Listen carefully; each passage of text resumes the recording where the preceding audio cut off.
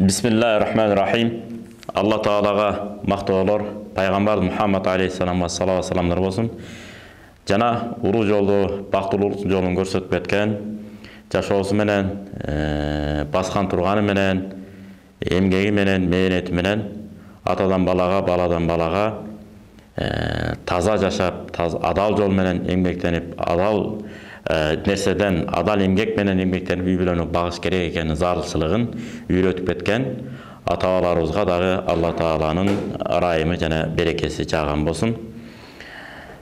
Бүгүнкү темабыз коркунучтуу агымдарга кирип кетүүдөн оолак болуп, адамдардын жанын эмес, адамдардын керек болсо көңүлүн дагы оорутпаган бир мыкты, күчтүү мусулманчылыкты карманууга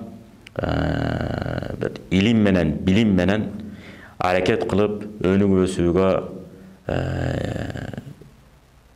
тырышуу, аракет кылуу деген темада сөз кылмакчыбыз. Мисалы, мусулманчылык негизи сөз сүйлөөдөн мурда, бир ишти жасоодон мурда дагы, мамиледе дагы, денесин дагы эмне кылыш керек? Таза кармаш керек. Мисалы, пайгамбар Мухаммад алейхиссалам мында хадис бар. Qala fi jumu'atin minal jumu'i. Жума күндөрүнөн бир жума күнү мындай деп айтты. Я маашарал муслимин, о мусулмандар, инна хада яумун жаалахуллаху идан лил муслимина фагтасилу. Бул жума күндө ушундай кылды, жалпы эле мусулмандар үчүн майрам катары кылып койду деп. Ошон үчүн баягы жума күндөрү жума маарек болсун деп учурашып калабыз. Же болбосо бири-бири менен WhatsApp'тар аркылуу, Telegram'дар аркылуу, соцсеттерде айтор, жумаң маарек болсун, жума кут болсун деп бири-бирибизди куттуктап калабыз. Анан анча-мынча эмне деп атат, бул жума деген майрам эмес, бул аза күн, андай мындай деп. Жок. Мынакей хадисун сахихун, имам Байхақи, имам Маликтер риваят кылган сахих хадис. Жалпы мусулмандар үчүн майрам кылып койду, бул күнү жуун кыла. Wa man kana 'indahu tibun an yamassa minhu. Алеми кимдин атыр бар болсо, ошо атырдан да себинип алсын. Wa alaykum bis-siwak. Андан кийин тишиңерди тазалагыла дейт мисвак менен. Анткени себеби мисвак деп эле митип койгон болбойт. Тиштин төркү тишинен баштап алды үстү эчтекеси калбай таза мисвак менен колдонуш керек, тазалап. Эми аз заман жетишип калды, паста щетка менен да тазалап, бирок сүннөткө ылайык болуш үчүн даарат алганга чейин даараттан бир аз мурун мисвак колдонуп койсо жакшы, анын да пайдалары көп. Биринчиден сүннөттү аткаруу, экинчиден тиштерибиз эмне болот? Бекем болот. Себеби дегенде адамдарды биз жийиркентпешибиз керек. Ошондуктан пиязды жөө, сарымсакты жөө шариятыбызда арам эмес. Жесе болот, тескерисинче денеге чыга турган ар кандай жарааттардын алдын алууга бир себеп жеш керек. Болгону намазга барып келгенден кийин, же болбосо көпчүлүккө барбай турган учурда жеш керек. Себеби дегенде адамдын оозунан чыккан жагымсыз жытка адамдар жийиркенип калбасын деген. Себеби пайгамбар Мухаммад алейхиссалам хадиси бар. Эгерде силер мешитке келип намаз окуй турган болсоңор, жамаатка Алла Тааланын буйругу менен периштелер түшөт да. Периштелер силер окуп аткан кырааттардын ар бир сөзүнө жакаңарга келип алып тыңшайт дейт. Ошо кезде жийиркенип калбасын дейт. Ошондуктан жамаат менен окусак да, жамаат менен окубасак да, колдон келсе бир намаз окулганга чейин бир топ убакыт бар болсо, мисалы айталы, куфтанды окудук. Куфтанды окугандан кийин жесек дурусураак, себеби эртең мененке чейин аш болуп кетет. Эртең менен тишти жууп, мөмө жемиштен жеп койсок, жана жагымсыз жыттар жоголуп кетет. Кээ бирлер сүт ичип коюш керек деп айтат. Эми пайгамбар Мухаммад алейхиссалам мында хадис бар. Ал-муслиму ман салимал муслимуна мин лисанихи ва ядихи. Мусулман деген ушундай болуш керек. Калган мусулмандар анын тилинен жана колунан зыян тартпаш керек деп. Демек, мен чыныгы таза мусулманмын деп эсептесем, эч качан тилим менен биринчи, андан кийин колум менен калган мусулмандарга зыян бербешим керек. Себеби дегенде, эмне үчүн тилди биринчи айтты?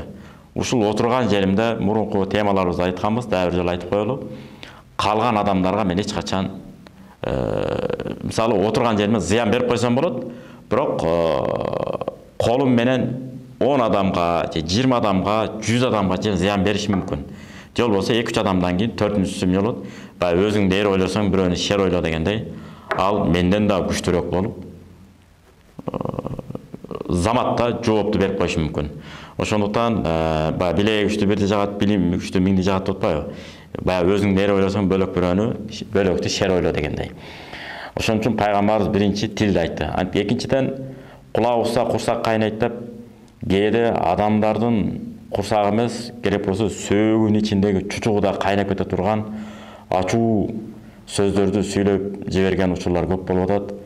Билбейм, мурунку Союз учурунда, Союздан мурунку учурларда дегеле эркектер өзгөчө.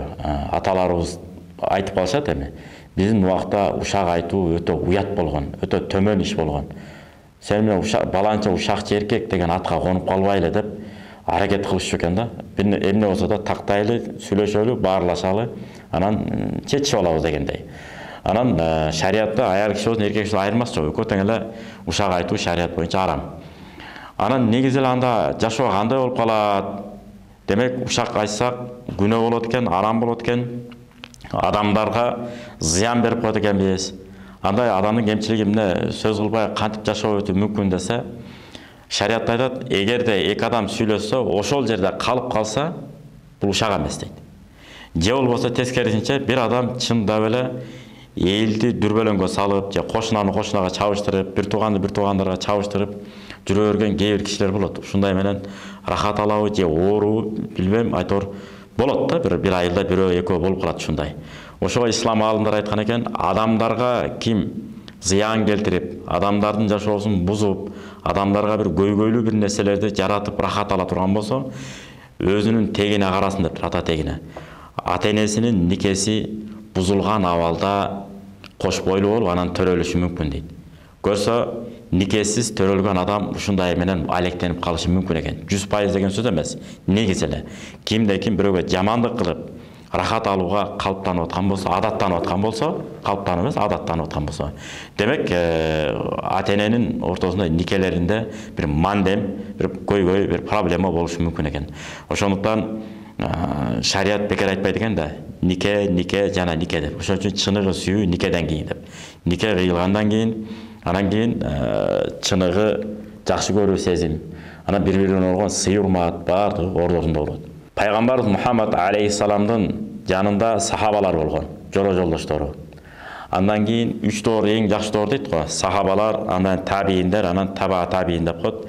Кыргызчасы сахаба деген пайгамбарыбыз менен доордош жашаган достору. Анан табиин деп коет, пайгамбарыбыз менен доорлош болуп жашагандар менен доорлош болуп жашагандар.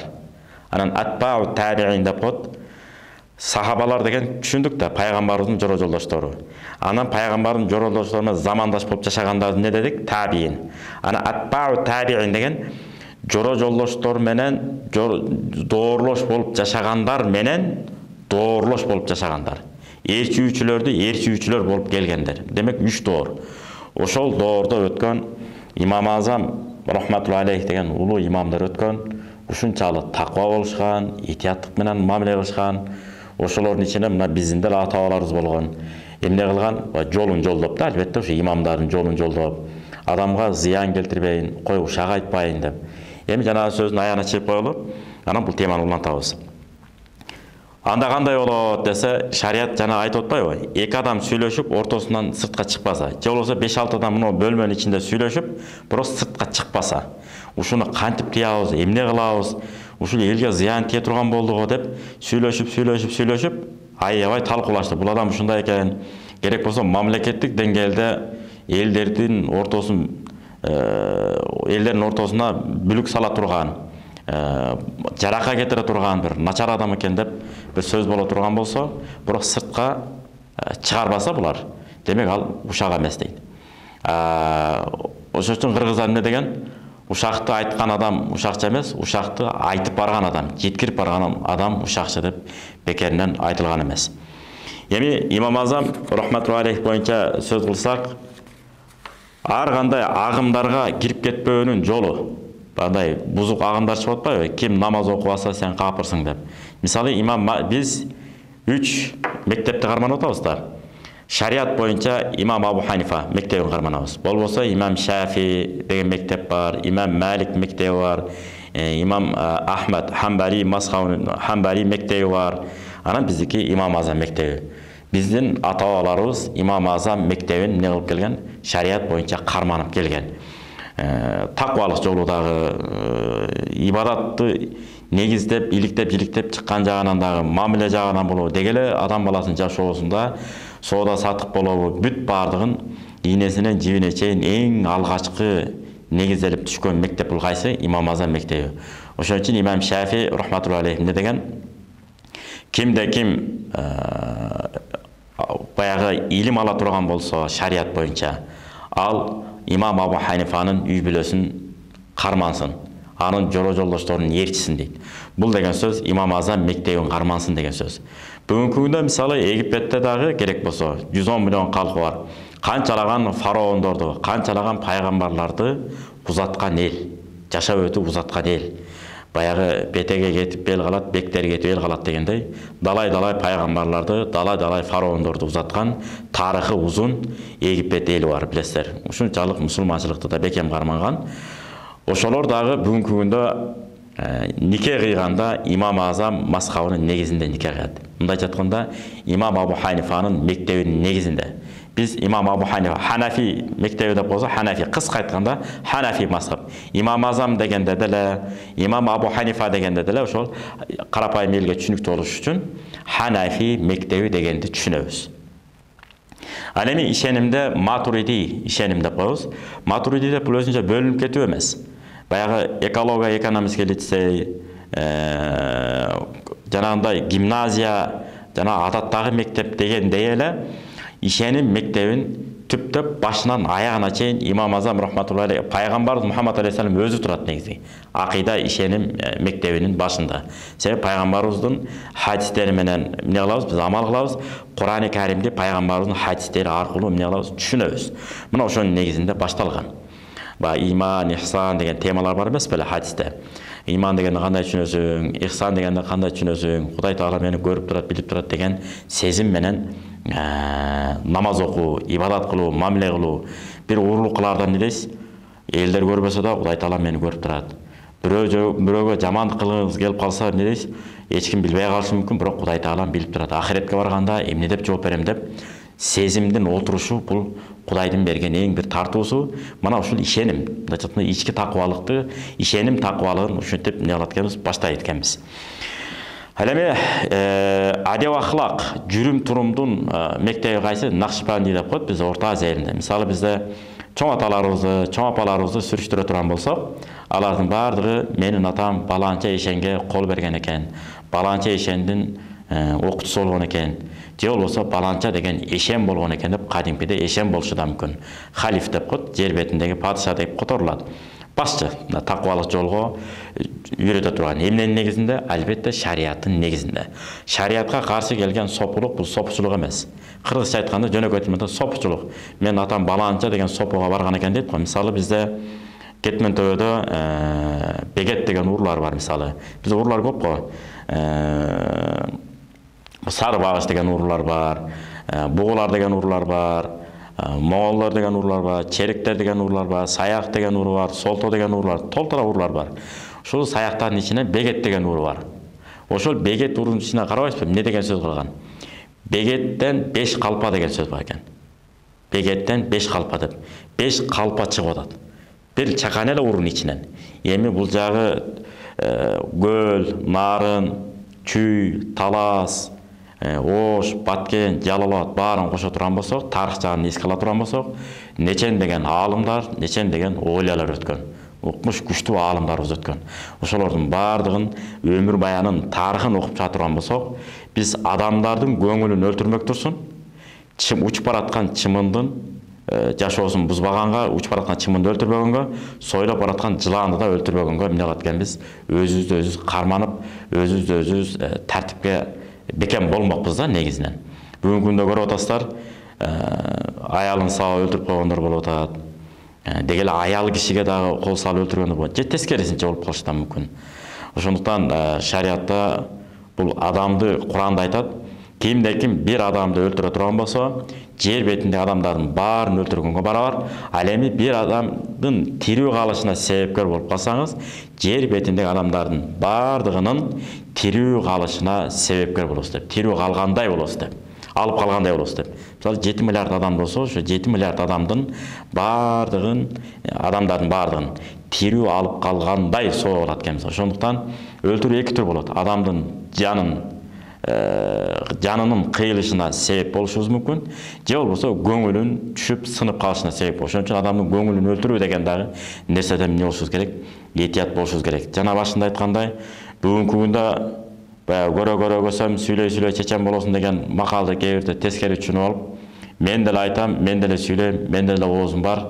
Оозу кыйшык болсо да байдын баласы сүйлөсүн дегендей, мен айтам, айта турган сөздү айтам, дей турган нерсени дей алам деп, өзүмдү өзүм билем, өтүгүмдү төр билем деп, атасы отурабы, чоң атасы отурабы, кайнатасы отурабы, кайнагасы отурабы, тайкелери отурабы, дос тамырлары отурабы, улуу адамдар отурабы, кичүү адамдар отурабы, айырмасы жок. Муну кыргыздар эмне деп коет? Жер ооз деп коет. Оозуна келгенди сүйлөп, адамдардын бир ордуна карабай, адамдардын бир көңүлүнө карабай, көңүлдөрүн сындыра сүйлөгөн муундар дагы пайда болууда. Бир мисал, жалпы коомчулук транспортто жүргөндө дагы айталы, 50-дөгү, 60-дагы, 70-деги, 80-деги улуу кишилер келип калса, эми баары эмес, анча-мынча болуп калат. Ошол жерде кээ бир жаштар карап туруп эле көрмөксөн болуп, беймарал кадимкидей отура берген учурларда болуп калат. Союз учурунда бул өлүм болгон, өтө уят болгон, туура эмес болгон. Улуу адам келе атабы, ордунан дароо тура калган.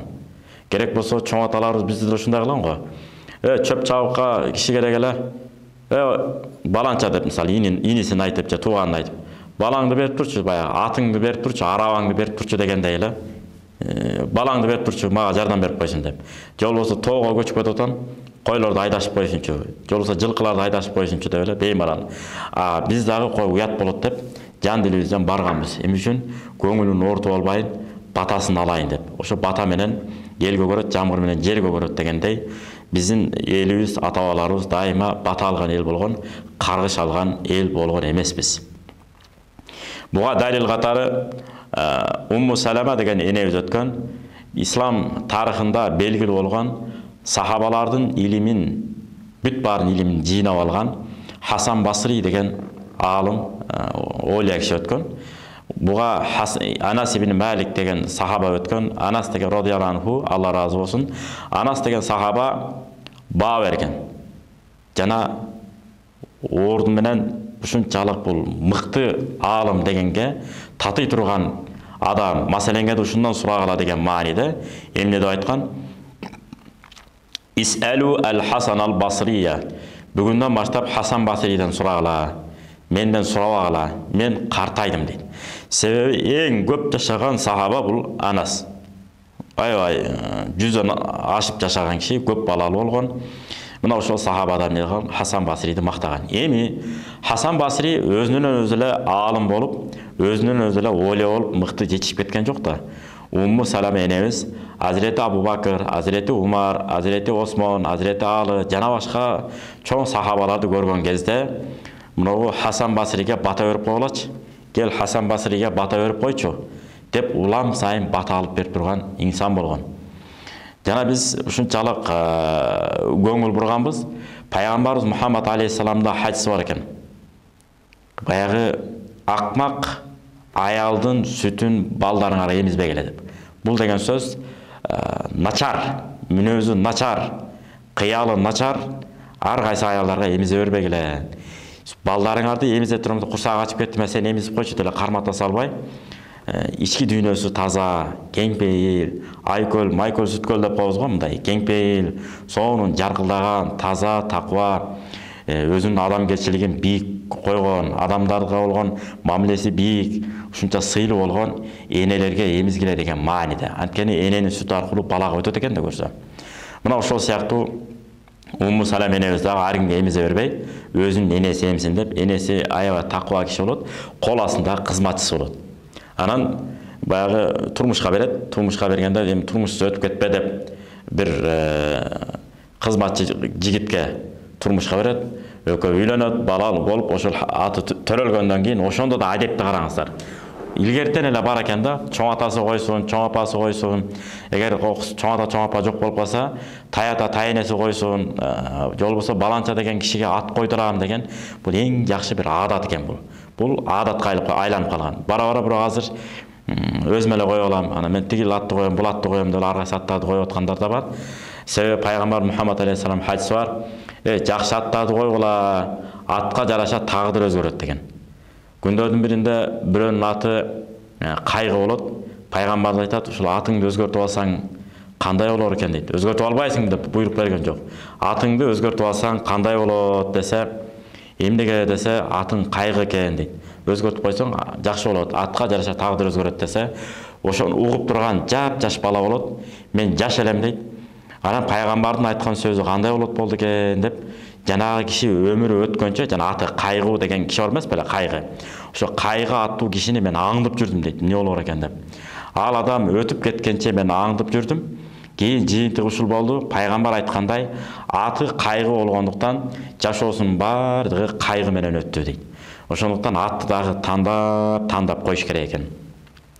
Ошол сыяктуу Хасан Басри төрөлгөн кезде апасынын адебин караңыз. Балалуу болгондон кийин, төрөгөндөн кийин, көз жаргандан кийин Умму Салама энебиз бул пайгамбарыбыздын жубайы болгон.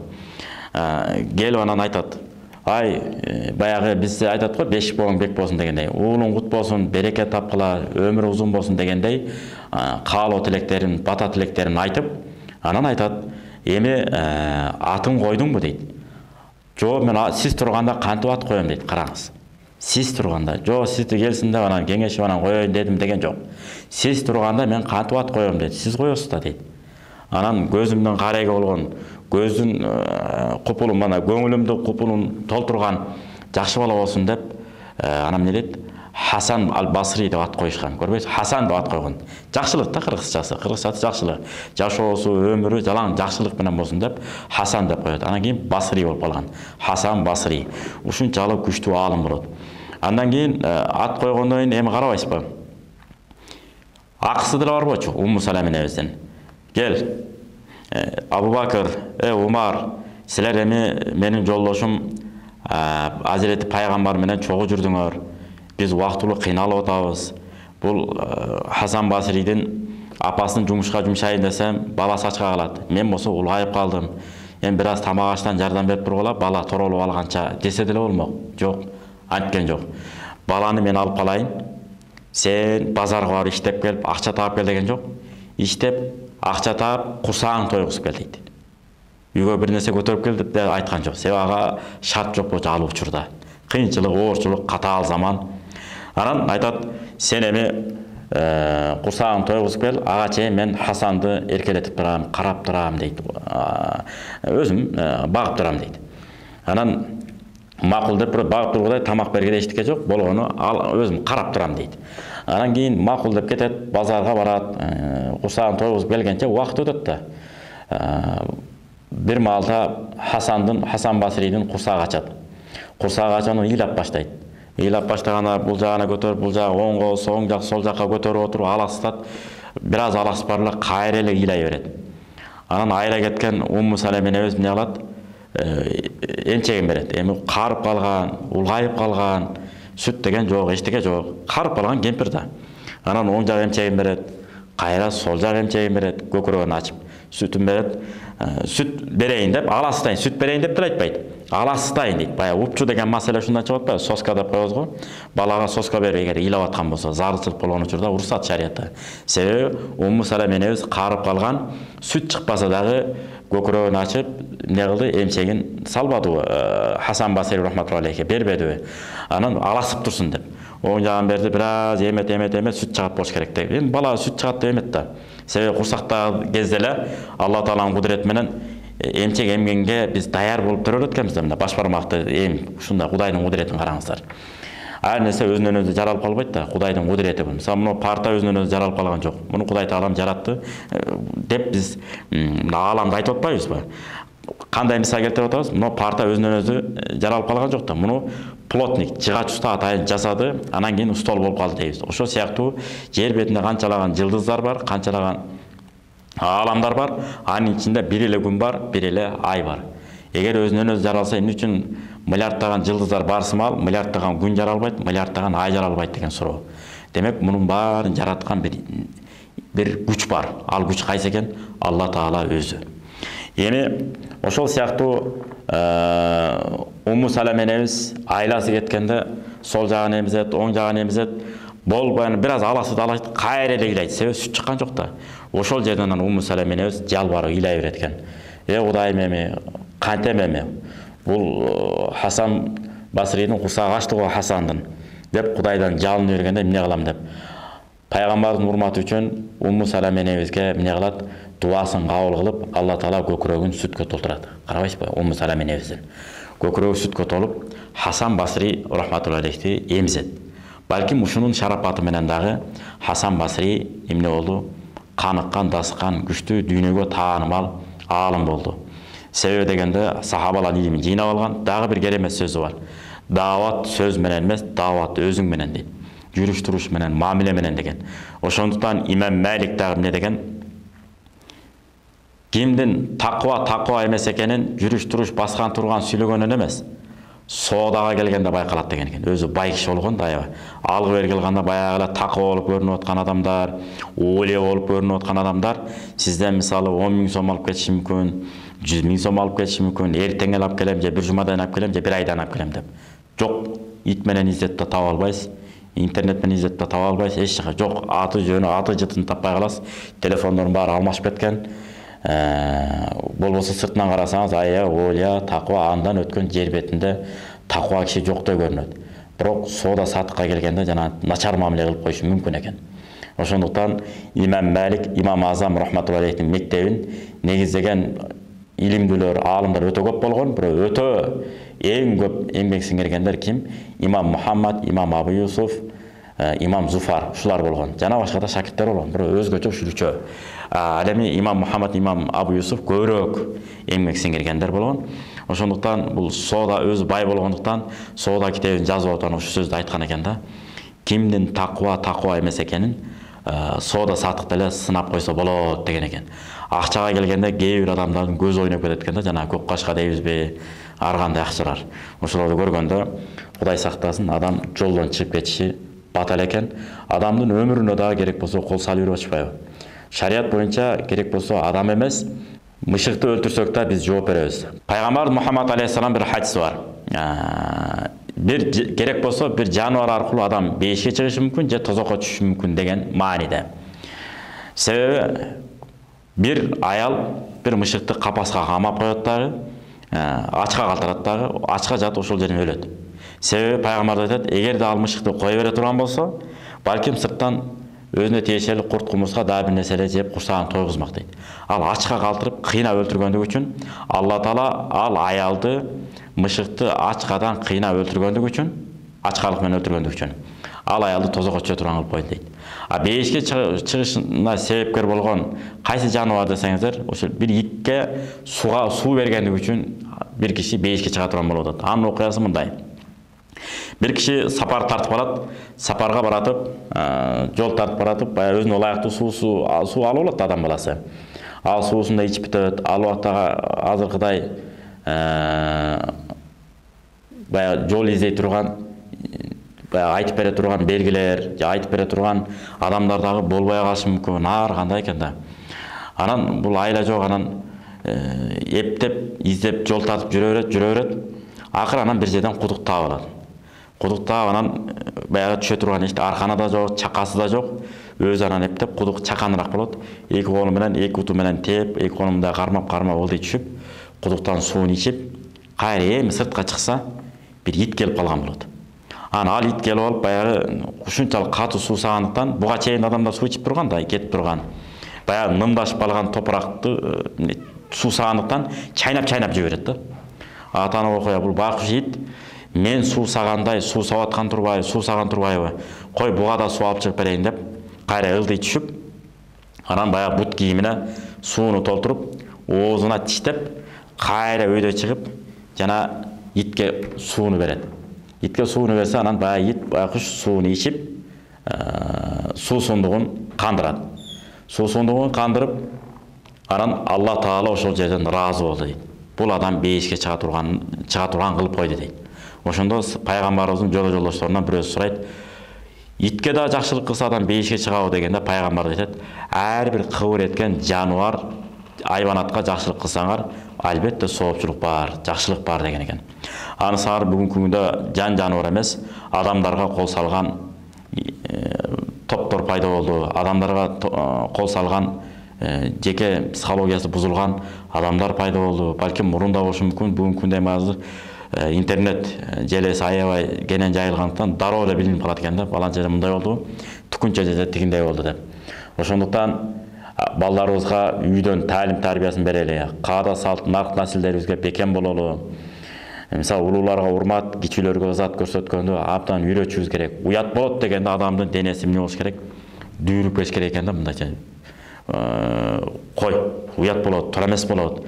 Элдин бетин кантип карайм деп мурун ушундай эле таалим тарбия менен берип койушкан. Себеби муну каяктан алган? Пайгамбар хадис бар да: "Ал-хаяу минал иман", уяттуулук бул имандан деп. Ушул хадиске биздин ата-бабаларыбыз өтө амал кылган. Уят болот, алданытпа, уят болот, бирөөнү алдаба, уят болот, бирөөнү кордоба деп. Алган аялыңды тоголок молотабыз не деген?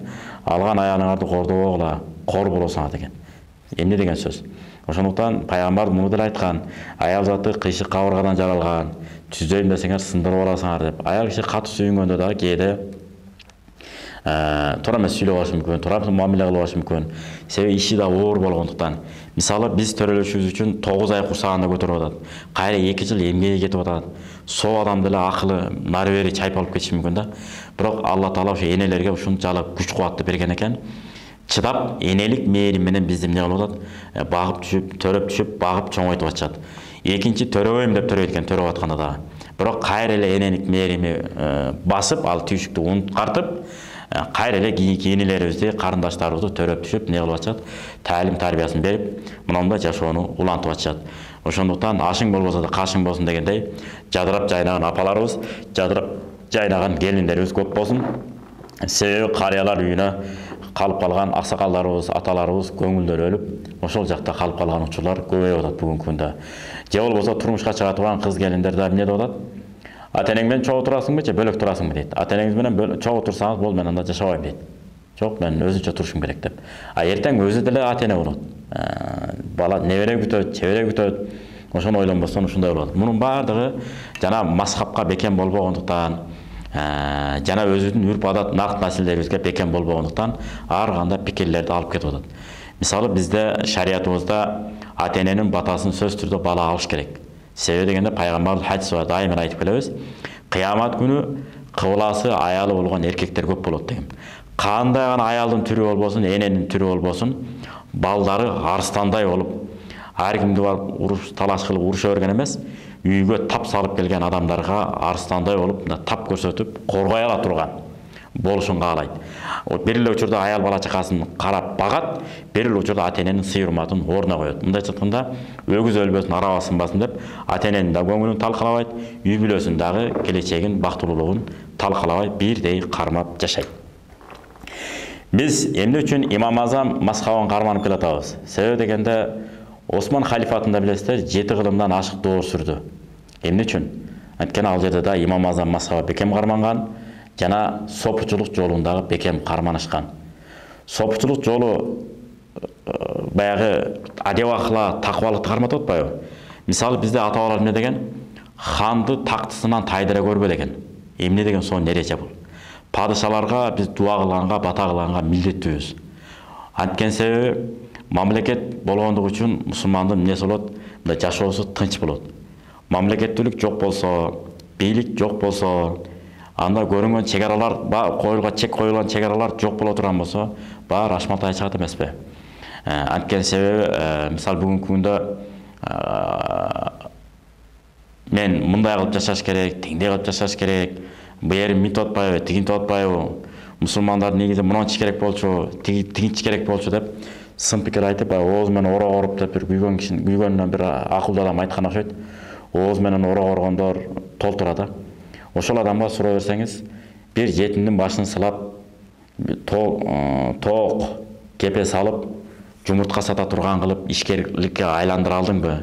же бир 2-3 уй алып берип, сүтүн багып, уюн багып, торпогун багып, чоңойтуп, киреше кылып, сүтүн сатып, оокатыңды кылып кет деп үйрөтө алдыңбы? Же болбосо жанагындай асыл тукум койлордон 10 чактын алып берип, ушуну мынакей жер, мынакей 1 гектар жер, же жарым гектар жер, ушунун жерин алгын.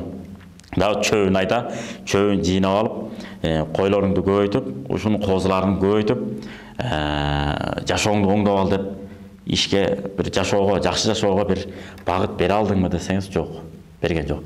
Ар кимге нааразы болуп, ар кимге сын пикир айтуу бүт баары боштуктан келип чыгат экен. Анткени пайгамбар Мухаммад алейхиссаламдын эмне деген хадиси бар? Алла Таала 6 саны аман бош жаткан пендесин жек көрөт деген. 6 саны аман бош жаткан. Жаман ойлор, ар ким жөнүндө ойлонгонго убакыт жалаң боштуктан келип чыгат экен. Өнүккөн өлкөлөрдө карасаңыздар, светтики, налог, жана башка нерселердин баарын кымбат коюп койгон. Ошол эле учурда жумуштун дагы бааларын бийик коюп койгон. Иштесеңиз, сонун айлыктарыңызды алып келе бересиз. Свет боло, башкасы боло, баарын оңой эле кутулуп койсоз дагы кенен жашынакай жашай бересиз. Эгер иштебей эле койсоңуз, бүттү. Жана налогу, башкасы бүт баары келип басып келип калат.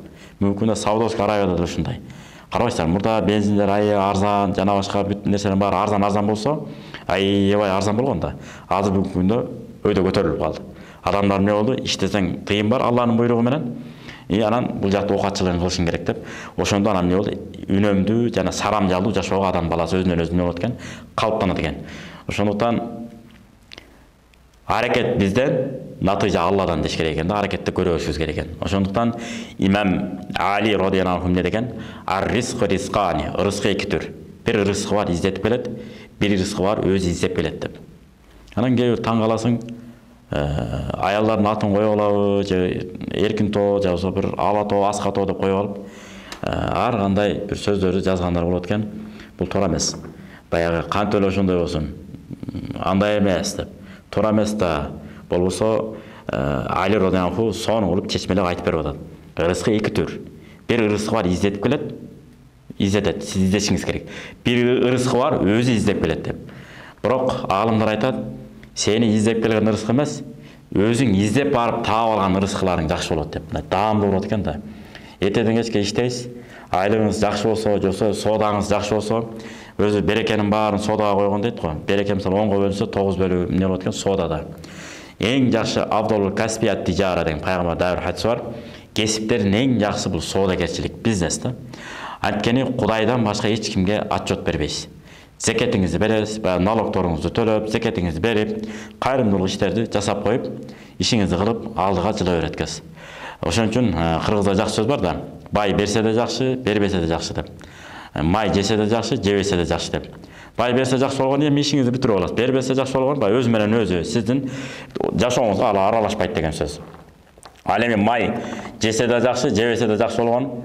Жесеңиз курсак тоет экен, жебесеңиз көңүлүңүз ток болот экен. Ошондуктан дайыма бар бололу, бардар бололу деп, мал келең түгөлбү, мал жаның аманбы деп илгери ата бала ошентип сураган экен да. Намазың жакшыбы, намаздарың болуп атабы, тахажжуттар кандай болуп атат, түнкү намаздар деп сураган эмес экен. Себеби дегенде аны Кудай Таалам парз кылган, аны Кудай сурайт экен. Имам Азам рахматуллахи алейх өзү жаш кезинен эле бай менен үйүндө чоңойгон. Себеби атасы Хаззаз болгон. Хаззаз деген баягы кездеме менен соода кылган соодагер болот. Имам Азам ошол жерге да аралашып калат. Анан бул киши соода кылып, атасы менен аралашып жүргөн кезде атасы бир аалым жолугуп калып айтып атпайбы? Эй балам, сен зирек бала экенсиң.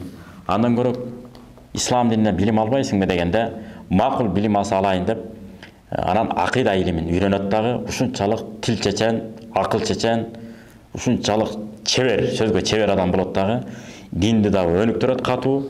Анан 20 жашка жеткенде эле атага чыгып баштайт Имам Азам. Себеби деген окуп, терең акыйда илим терең өздөштүрөт. Муътазила болобу, хавариждер болобу, сен мусулман, сен капырсың деп атпайбы? Себеби жана биз башында айткандай, Имам Матуриди мектебин эмне үчүн карманып атабыз? Муфтияттын уставында эмне үчүн бекитилген? Ким намаз окубаса эле азыр сен капырсың деген дагы топтор жок эмес, бар. Ошондуктан бул намазды биз окубаса боло берет, жакшы болот. Эмне окуйсуң да ары деп айтпайбыз. Күнөөкөр мусулман болосуң деп айтабыз.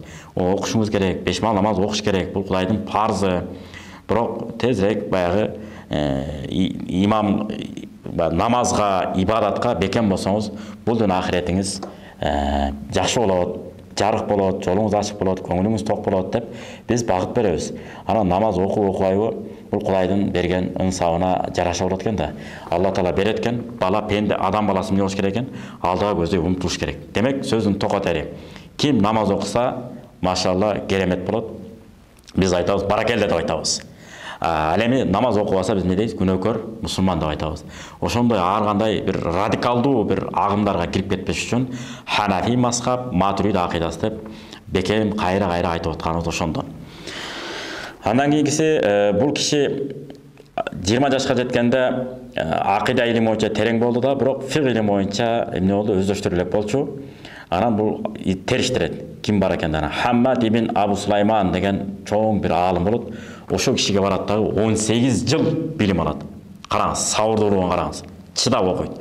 Окуган, илим алганга деле өзүнө күч керек, анан туруктуулук керек экен да. Ар ким эле окуй бербейт, илим ала бербейт. 18 жыл илим алгандан кийин устаздын бир зарыл иши чыгып калат дагы. Анан бир жака чыгып кетет.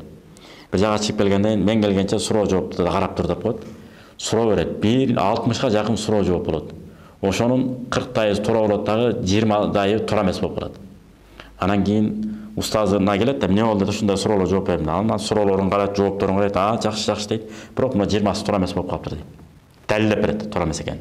Ошондон Имам Азам өзүнө сөз берген экен. Устазым мына дүйнөдөн өткөнгө чейин мен эч качан фатва бербейм деп. Карабайсыздарбы? Биз ушундай аалымды ээрчебей кимди ээрчейбиз? Биз мындай жатканда муну пайгамбар кылып аткан жокпуз, башка кылган жокпуз. Болгону ислам эрежелерин, шарият эрежелерин ушул аалым түзүп кеткен мектептин негизинде амал кылалы деген эле сөз. Анткени таарат китеби, намаз китеби, орозо китеби, ажылык китеби деген пайгамбардын убагында бөлүнгөн эмес, антип пункт болуп, бөлүк болуп. Сахабалардын учурунда да болгон эмес. Мына Имам Азам мектеби ушуну негиздеп чыккан. Мына соода китеби, мына баягы барымтага алуу китеби, мисалы барымта күрөө деп коебуз го, күрөөгө коюп анан бир буюм аласыз. Мына соода китеби деп, мына ушулардын баардыгын Имам Азам мектеби негиздеген. Анан бул киши ушунчалык илимди терең алган, 4000 устат күткөн экен. Биз азыр 400 устаттан илим алып эле мен кыймын деп баягы төш каккылап атпайбызбы? Жок. Бул киши 400 дагы эмес, 4000 устаздан билим алган аалым болгон. Жана ушунчалык илимди терең алган, хадис илими боюнча дагы өзүнүн деңгээлин Имам Сарахси айтат, 30 томдук китеп жазган аалым эмеспи, дагы башка толтура китеп жазган. Өзүнүн заманында алдына эч кимди чыгарбаган хадис илими боюнча өтө терең билим болгон дейт. Болгону дейт, кийинки мухаддистер хадис илиминин хадистери, пайгамбар хадистер бар эмеспи? Ушул хадис, пайгамбардын осиятын илимин негиздеген аалымдар бир нече шарттарды койду. Баягы бекемделген хадис болуш үчүн мындай шарттар керек, андан кийин хасан хадис болуш үчүн, жакшы хадис болуш үчүн мындай шарттар керек деген шарттар коюлгандыктан Имам Азамдын кээ бир эмгектерине анча маани берилбей калышы мүмкүн дейт. Болбосо бул хадис илимин дагы өтө терең өздөштүргөн аалым болгон. Жана сахабаларды көргөн киши болгон. Мына ушунчалык илимди терең алган. Демек, андан кийинкиси Ибн Мубарак, жана айтпадыкпы? Ушуга дагы ушу Имам Азам боюнча бирөөлөр анча бир сөздү айтып калат, Имам Азам мындай анан андай деп. Ошондо Имам Ибн Мубарак, Абдулла ибн Мубарак, Абдулла да бизче айтканда. Абдулла ачуусу келип, мен силерге таң калам дейт. Кечки куфтан намазын окуп, даратын алып, жана башында айтпадыкпы? Андан кийин уктабастан түнү менен ибадат кылып, таңкы намазды да ошол дараты менен окуп, 45 жыл өмүр сүргөн адам жөнүндө сөз кылайын деп атасыңарбы дейт. Мен деле ошол алган илимдерим баардыгы ошол Имам Азам аркылуу өздөштүрдүм дейт. Ошонун илимин алдым мен дагы деп катуу айткан экен. Анан бул киши ушунчалык бекем айткан экен Ибн Мубарак. Ман истахаффа бил улама захабат ахиратуху. Кимде ким аалымдарды жеңил санаса, ахирети күйүптүр дейт. Ва ман истахаффа бил умара захабат дуньяху. Ал эми ким жетекчилерди, башчыларды, бүгүнкү тил менен айтканда мамлекет башчыларын жеңил санай турган болсо, дүйнөсү күйүптүр дейт. Көрүп атасыздарбы? Эч качан баягы өзбек тилинде айтылган, түрки тилде болсо, чагатай тилде айтылган бир жакшы сөз бар экен. ойнаш болгон арбап менен алып урады харбап менен деп. Башчылар менен ойнаш болгон укурук менен алып кыкынтып жерге бир чабат деген сөз да. Ошон үчүн өзүн өзү сыйлаган, мамлекеттин кадыр баркын сезе билген, туя билген адам сөзсүз түрдө мамлекет башчыларга дуа кылат экен, ынсаптуу болсун, арам жерге кол койбосун, элдин акысын жебеген, элге шарт түзгөн, элим жерим деген мекенчил жетекчилерибиз көп болсун деп биз эмне кылат экен, дуа кылганга милдеттүүбүз. Себеби дегенде жер бетинде канча миллиондогон калктар бар билесиздер. 80 миллион калкы бар, 50 миллион калкы бар, 40 миллион калкы бар элдер бар, бирок мамлекети жок. Биздин алакандай кичинекей элбиз, бирок сонун мамлекетибиз бар, туубуз бар, керпибиз бар, мамлекетибиз бар. Каалаган жагыбызга паспортторубузду көтөрүп алып, кыдырып келип атабыз. Мына ушунун кадыр баркын азытадан сезип туюшубуз керек. Жана ваман истахафа бил ихван захабат муруатуху. Кимде-ким бир туугандарын жеңил санай турган болсо, адамгерчилиги күйөт деген экен. Андыктан эч бир адамды жеңил санабай, бизде да жакшы сөз бар. Ар бир күнүңдү кадыр түн деп бил, ар бир түнүңдү кадыр түн деп бил. Жана же болбосо ар бир күнүңдү кадыр күн деп бил. Же болбосо жана сөз бар. Ар бир түнүңдү кадыр түн деп бил, ар бир адамды кыдыр деп бил деп, ойла деп бил деген сөз да. Ошондуктан адамдардын баары мага караганда жакшы болуш керек, мен ошолордун катарында болсом экен деп. Ошого имам бул киши да айткан экен. Эмне деп айткан? Ана ухиббус салихин. Ибн Мубарак. Мен таква адамдарды аябай жакшы көрөм. Валасту минхум. Бирок мен таква адамдардын, таза адамдардын ичинде болбой калганыма аябай өкүнөм деп. Мен алардын ичинде эмесмин. Ва акрахат талихин. Жаман адамдарды жаман көрөм. Ва ана шаррун минху. Бирок мен алардан дагы жаманмын да дептир да, карабайсызбы? Эч качан адам мен деп эчкирин, шайтан мен деп отуруп адашкан экен. Кандай гана кызматка, кандай гана жооптуу кызматтарга көтөрүлбөйлү, кандай гана мансаптарга жетпейли, кандай гана байлыктарга жетпейли, Кудай Таала муну мага сыноо үчүн берди. Ушуну мен көтөрө билип, элиме, журтума, мамлекетиме татыктуу кызмат кылып, колуман келишинче пайдамды келтирейин деп түшүнүкпен жашашыбыз керек экен. Ошон үчүн Калыгул Ойла атабыз айтып атпайбы? Сен жакшысың, ушунун бардыгын жыйынтыктап. Сен жакшысың, мен жаман. Сен буудайсың, мен саман деп. Эми жаман адам болбосо жакшы адам баркы көрүнбөй калат экен да. Кайра баянан ала турган болсочу бул жагынан. Саманы болбосо буудай каяктан өсмөгөн да. Ошол сыяктуу бул адам өзүн жөнөкөй алып жүрүү. Ана жөнөкөй болуш керек деп эле таптакыр эле ылдый кетип калбаш керек. Биз эч качан адамдарды басынтпашыбыз керек, өзүбүз да басынып жок болуп кетпешибиз керек. Буга да кыргыз эмне деп айткан? Ийилгенге ийилгин, төбөң жер чийгенче, какайганга какайгын, төбөң көккө жеткенче деп. Биз эч кимди кордобошубуз керек, ошол учурда өзүбүз дагы кор болбошубуз керек. Биздин ата-бабаларыбыздын менталитети да ошондой, пейлибиз да ошондой, ошондуктан пейлибиз оңдоп, дитибиз оңдоп, эч качан бош жатпай, балдарыбыздын көкүрөгүнө иман, акылдарына билим, кол утуна өнөр кесипти үйрөткөн болсок, Кудай буйруса жана жогоруда айтылгандай, шариятка каршы келбеген үрп адат, каада салттарыбызга бекем болсок, Кудай буйруса биз бактылуу үй бүлө болобуз, бактылуу ата-эне болобуз. Пайгамбарыбыз Мухаммад алейхиссаламдын хадистерин жыйнаган имам Бухарийдин Файдул китеби бар, ошого шарх ачыктама жазылган Файдул Бари деген китепте келет. Пайгамбарыбыз өзү, эки кайнатасы Азирет Абу Бакр Умар, Азирет Осман Али аттуу жана сахабалар болгон да. Ушулар дагы негизги ибадаттан бошогондон кийин малдаш токуна отурган атпайбы?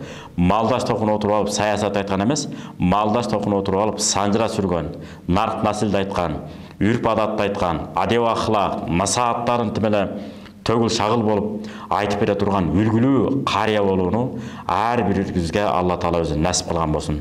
Ошон үчүн жакшы жүрмөк бар, жакшы өлмөк жок деп кыргыздар катып айткан. Эч кимдин жашоосунун талкаланышына себепкер болгон эмес, тескерисинче жашоосу оңолушуна себепкер болгон инсандардан бололу. Мамлекетибиздин атын ааламга, даңкын далага жеткире турган инсандардан бололу. Же ошондой бала чаканы тарбиялаган бактылуу, кадырлуу ата-эне болууну ар бирибизге Алла Таала насип кылган болсун. Ассаламу алейкум ва рахматуллахи ва баракатуху.